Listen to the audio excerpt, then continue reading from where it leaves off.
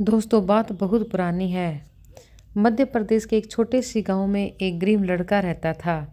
उसके माता पिता नहीं थे और उस लड़के के पास रोजी रोटी का भी कोई भी साधन नहीं था और वह इधर उधर भटकता रहता।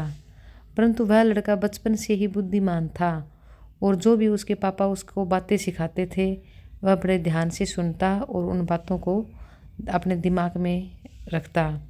एक दिन उसके बैठे बैठे दिमाग में आया कि क्यों न मैं भी कुछ रोजी रोटी का साधन जुटा लूँ, कुछ कमा लूँ और अपनी बुद्धि का प्रयोग करके धन कमाने का विचार करके वह शहर की तरफ चला गया। शहर में जाकर उसने एक सस्ती सी दुकान किराए पर ले ली और दुकान के बाहर एक बहुत ही सुंदर सा और प्यारा सा बोर्ड लगा दिया जिस पर लिखा था, बुद्धि का सौदागर, यहाँ पे बुद्धि बिकती है। लड़के की दुकान के आसपास भी कई दुकानें थी जिसमें फल, सब्जियां, मेवे, कपड़े, सब की दुकानें थी और आसपास के दुकानदार उसकी खिल्ली उड़ाते और कहते, भाई यह तो अजीब ही दुकान है, अब तो अक्ल भी बिकाऊ हो गई है। लड़का उनकी बातों की कोई भी परवाह नहीं करता और वह दिन भर आते जाते ग्राहकों को आवाज़ लगाता, आओ आओ बुद्धि ले जाओ, आओ आओ बुद्धि ले जाओ, एकदम खरी सस्ती और उपयोगी, एक दाम सही दाम ले जाओ।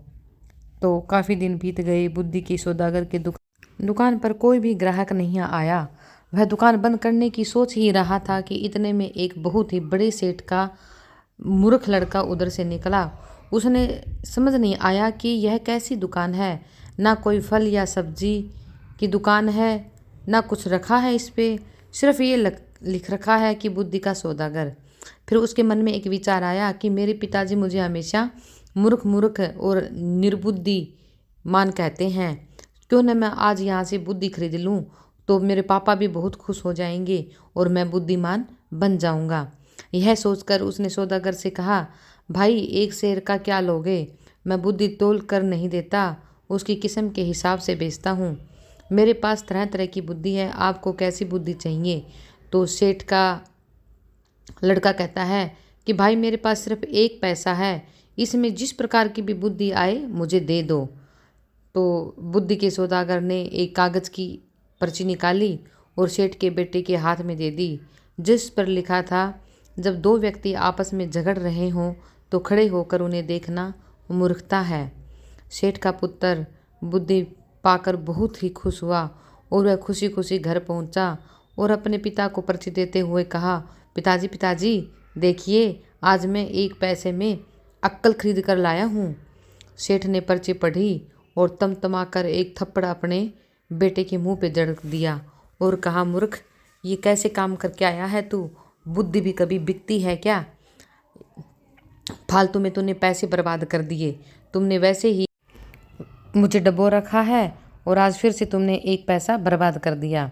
इतने में सेठ बहुत ही गुस्से में बुद्धि के सौदागर के पास जाता है और कहता है, अरे तुझे लोगों को ठगते हुए शर्म नहीं आती?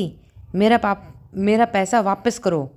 तो बुद्धि का सौदागर कहता है, पैसे? कौन से पैसे वापस करूं और क्यों वापस करूं? किस लिए वापस करूं? मैंने पैसा लिया है और माल दिया है।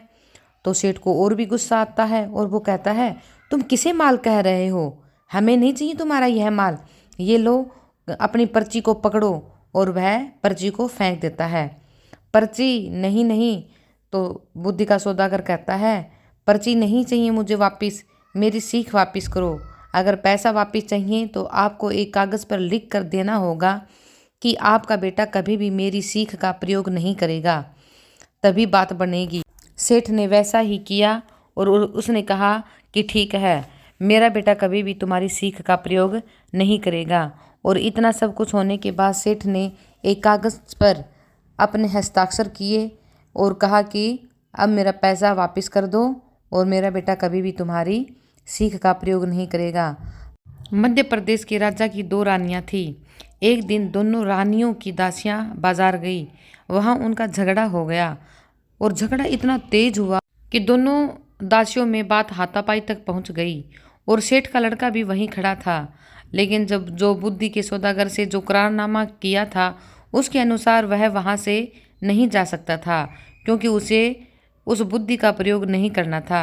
तो सारे लोग चले गए झगड़ा देखते हुए, परंतु वह बेचारा वहीं पे खड़ा रहा। फिर क्या था, दोनों दासियों ने उसे अपना गवाह बना लिया। झगड़े की बात राजा रानियों तक पहुंची। दोनों रानियों ने लड़के से अपनी अपनी दासी के पक्ष में गवाही देने के लिए कहा। सेठ और उसके बेटे के तो होश उड़ गए। सेठ के बेटे ने सोचा कि अब तो मैं मारा जाऊंगा। उसने अपने पिता से कहा कि पिताजी मुझे बचा लो, मैं किसकी तरफ गवाही दूं? अगर मैंने एक पक्ष की तरफ से गवाही दे दी तो दूसरा पक्ष मुझे मार देगा। तो सेठ बहुत ही चिंता में हो गया। तभी बुद्धि के सौदागर के पास गया और बोला कि भाई हमें बचा लो। बुद्धि का सौदागर कहता है कि क्या हुआ?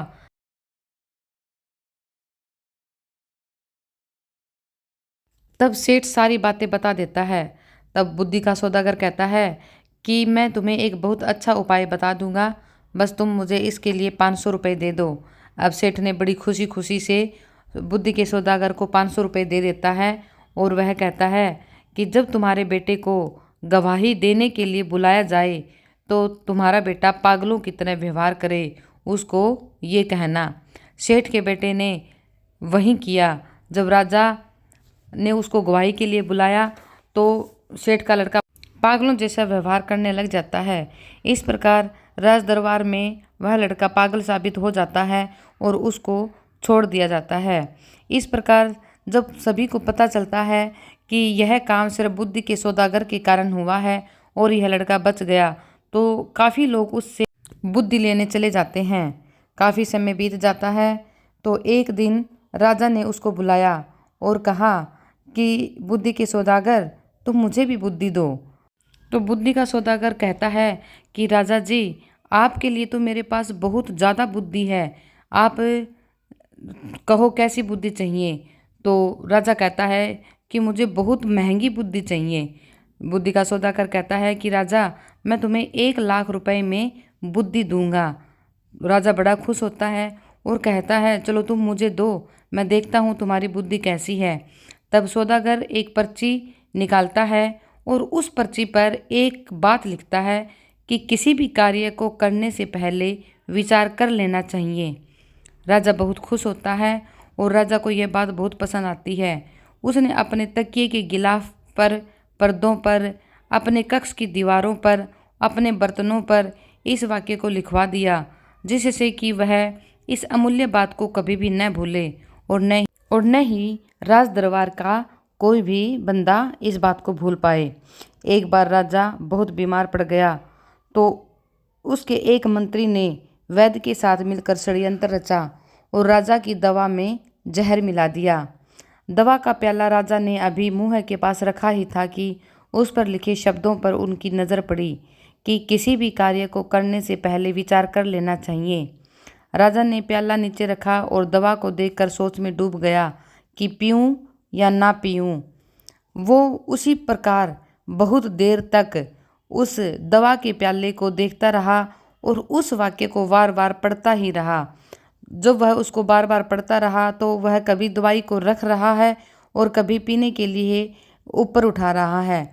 इस तरह काफ़ी देर हो गई तो उसको ऐसा करते हुए जब वैद्य ने और मंत्री ने देखा तो उनको यह लगा कि अब हमारा भांडा फूट गया है और राजा को हमारी चाल का पता लग गया है। तभी तो राजा दवाई पी नहीं रहे और वो दोनों ही अपनी गलती का आभास करते हुए राजा के चरणों में गिरकर रोने लगते हैं कि राजा राजा हमें क्षमा कर दो, महाराज हमें क्षमा कर दो, हमसे बड़ी भूल हो गई, हमें क्षमा कर दो।